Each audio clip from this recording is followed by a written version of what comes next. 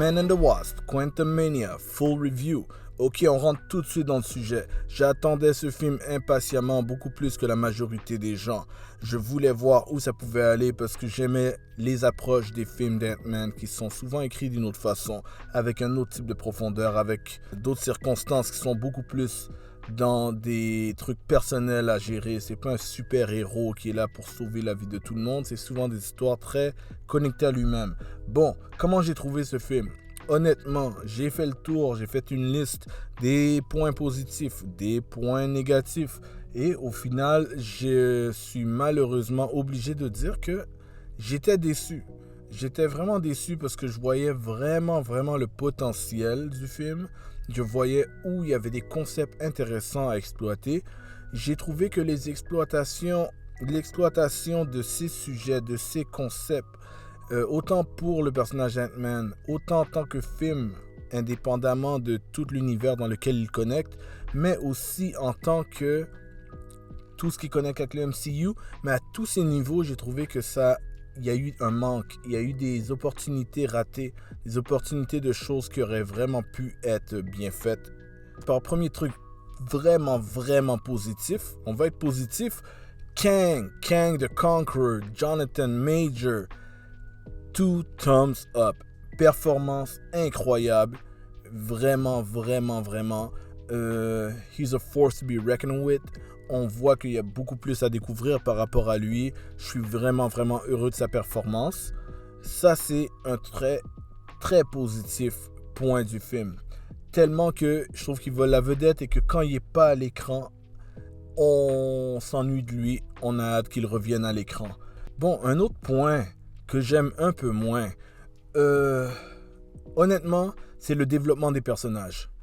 J'ai toujours aimé le personnage de Scott Lang, très bien joué, et j'ai toujours aimé les autres personnages autour. J'ai toujours aimé Hope, j'ai toujours aimé Hank Pym, comment ils l'ont mis comme le vétéran derrière.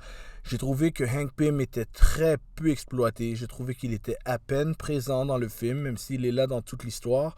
En gros, c'est chiant à dire, vous allez croire que c'est des critiques vraiment crues, mais je vais être honnête. Hank Pym était là pendant tout le film juste pour dire qu'il était là, et il a passé le 3/4 du film à construire un vaisseau. C'est comme ça que je l'ai vu. Et à la fin, il y a bien sûr le moment où il est arrivé avec les Ants.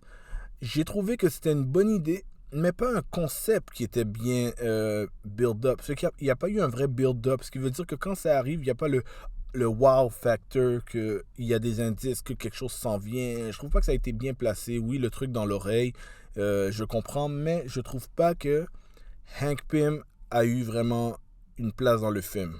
Sa fille, Hope Van Dyne, je suis désolé, mais j'ai 2 problèmes avec Hope dans ce film. Premièrement, sa présence, comment elle est écrite dans le film, elle n'est pas importante. On dirait que les créateurs ont oublié que le titre du film, c'est Ant-Man and the Wasp. Wasp ne fait pas grand-chose dans le film à part sauver 2 fois la vie de Ant-Man. Et malheureusement, je trouve que la manière que c'est écrit, le film va tellement vite à montrer des scènes que j'ai l'impression qu'on n'a pas le temps de voir la chimie entre les personnages. Je n'ai pas vu la chimie, je n'ai pas ressenti la chimie entre Scott et Hope. Malheureusement, on n'a pas le temps de sentir qu'ils sont amoureux, tellement que les petits moments cute ensemble, on les ressent pas. Je trouve que c'est comme c'est très classique, fait pour le fait de le faire. Feeling par rapport à la fille de Scott, et ce n'est pas envers l'actrice. J'ai trouvé qu'elle est super bonne et c'est vraiment bien qu'ils ont choisi une actrice qui a un charisme et une performance aussi bonne, parce que si c'est un personnage qui va revenir, parce qu'on sait que Cassie dans les comics devient Stature ou Stinger et fait partie des Young Avengers éventuellement. Si c'est le cas, ce sera super cool qu'on ait déjà une actrice aussi bonne que ça.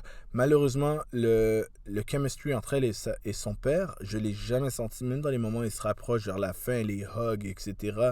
J'ai pas eu le temps de le sentir, malheureusement. Ça m'attriste vraiment. C'est dommage, parce qu'il y a vraiment un potentiel. MODOK. Je voulais aimer MODOK. Le film avait l'air bizarre, donc je voyais que MODOK, c'était le moment parfait pour présenter MODOK. MODOK, je n'ai pas de problème avec le fait que son origine est différente. Les puristes de comics vont dire ce n'est pas comme le comic, mais on va être honnête, les vrais fans de comics MODOK a toujours été ridicule et ça fait partie de lui. Ça fait partie de son charme, on peut dire. Alors, ça ne me dérange pas. J'ai même trouvé que le connecter à Darren Cross, a.k.a. Yellow Jacket, et la fin de comment il est parti dans le premier film était même une très bonne idée. Le problème, c'est son développement. Je trouve que MODOK est pas mal inutile dans le film, à part quelques éléments qui disent que c'est un petit peu lui qui est responsable du signal qui a été envoyé dans le Quantum Realm. J'ai l'impression qu'on pourrait couper les scènes de MODOK et le film fait sens au complet sans MODOK. Et don't get me wrong, j'aime l'idée de MODOK. J'aime son ridicule et son danger. Il est très dangereux et très très ridicule. Je trouve que dans les mains peut-être d'un autre réalisateur, un réalisateur qui embrace le ridicule, un peu comme James Gunn, exemple, serait peut-être mieux passé, malheureusement. Au début, je me suis dit, bon, il voulait avoir une face plus humaine pour pas avoir la face aussi comic booky comme la bande dessinée. Mais finalement, je me suis rendu compte que non, ça n'a pas rapport parce que le masque qu'il porte, c'est pas mal le visage de MODOK. Et il retire pour nous montrer un visage humain. Alors j'ai trouvé ça vraiment un petit peu comme... On dirait qu'ils ne savaient pas quoi faire. J'aurais tendance à croire, et je ne serais pas surpris si on entend que MODOK est un personnage qui a été forcé d'être dans ce film, comme une exigence de la production, je ne sais pas. Il est forcé. Voilà, c'est le bon mot. MODOK est forcé dans ce film. Je sens que son personnage n'a pas son due, n'a pas de raison d'être. Et pire encore, je trouve que MODOK, malheureusement... En plus d'être comme ça, il n'y aura jamais la chance d'être redeemed parce qu'ils ont décidé de le tuer à la fin. Donc, on aurait pu le revoir plus tard. Puis, plus tard, il y a plus de développement.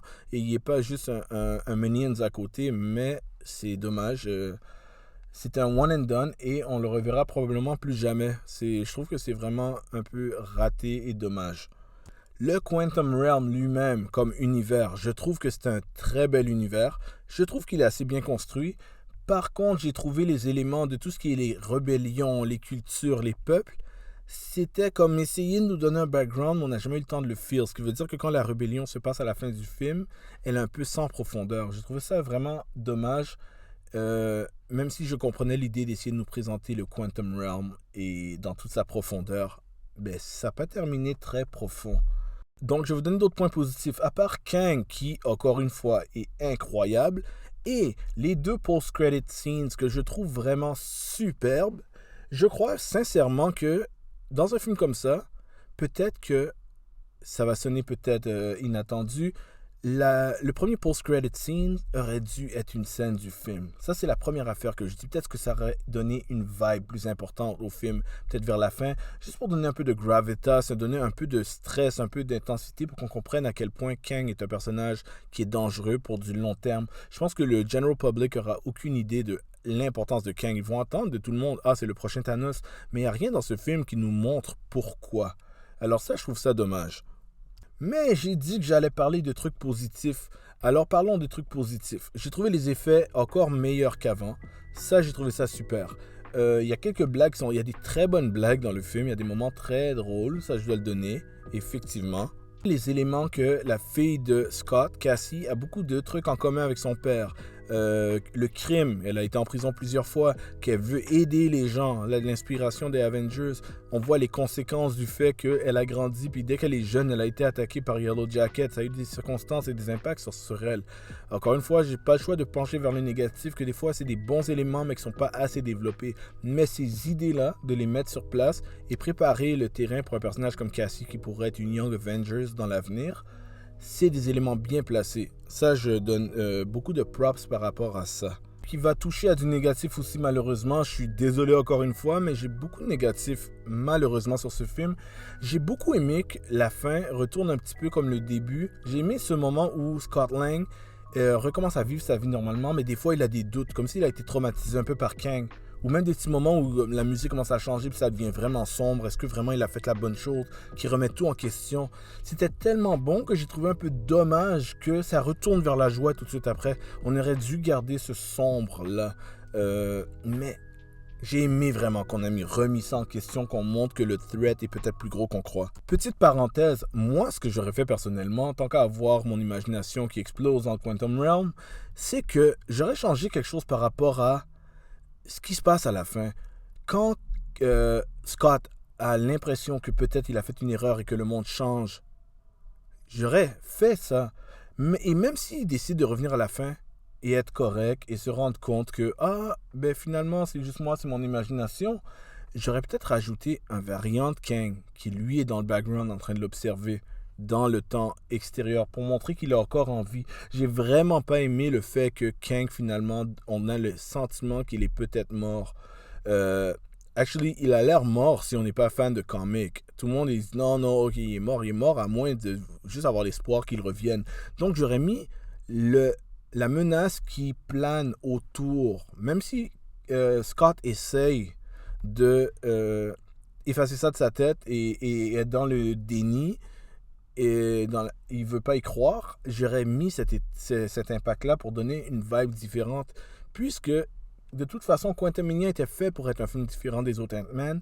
Pourquoi pas finir avec cette petite menace, ce petit côté sombre qui reste. Et autre chose, si ça n'aurait pas été de ça, un autre changement que j'aurais fait, c'est la finale par rapport au dernier combat avec Kang, qui à mon avis n'était pas assez long pour le niveau de menace qu'il nous a montré pendant tout le film. Juste quand ça commençait à être agressif et un peu plus violent, ça a terminé assez rapidement pour que Wasp revienne aussi les sauver, bien sûr. Mais mon problème, c'est que ça avait l'air d'être une scène qui allait être une grosse scène de sacrifice. D'accord, Ant-Man n'est pas mort. Je n'ai jamais cru qu'il allait mourir. Dès qu'ils ont insinué à ça dans les pubs, je me suis dit qu'il n'allait pas mourir parce qu'il n'aurait pas montré dans les pubs. Mais ils auraient pu, par contre, le laisser dans le Quantum Realm.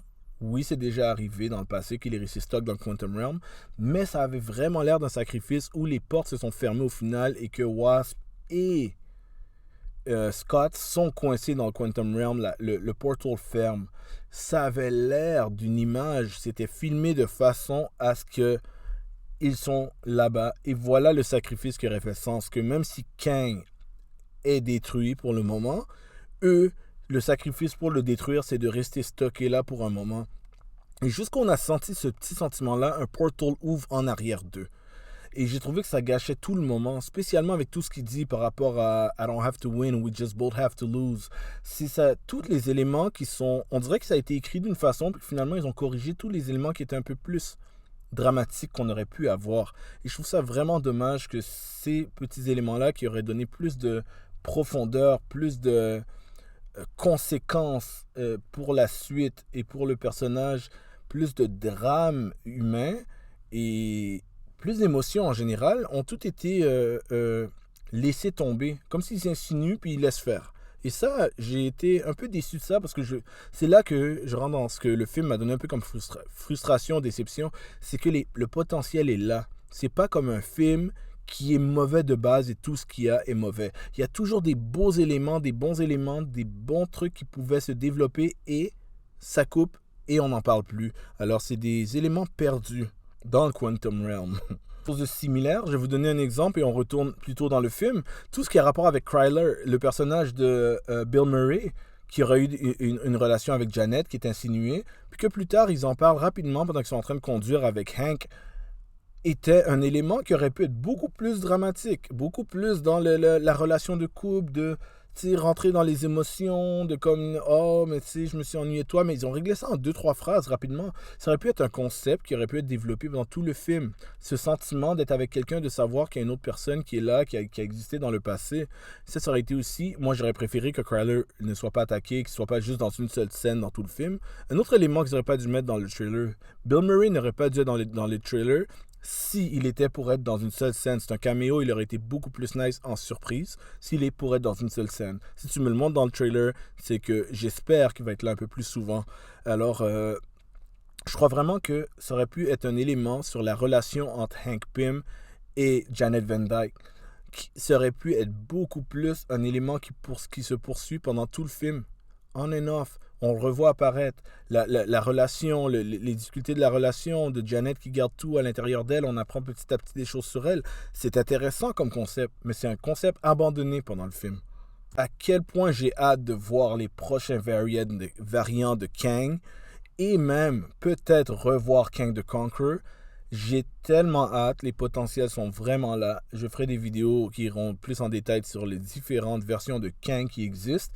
C'est super, tout ça, puis voir toutes les variations que Jonathan Major va s'amuser à faire, que ce soit de la posture, que ce soit de l'articulation, que ce soit de l'accent, le ton de voix, tout, il change, c'est vraiment amusant à voir.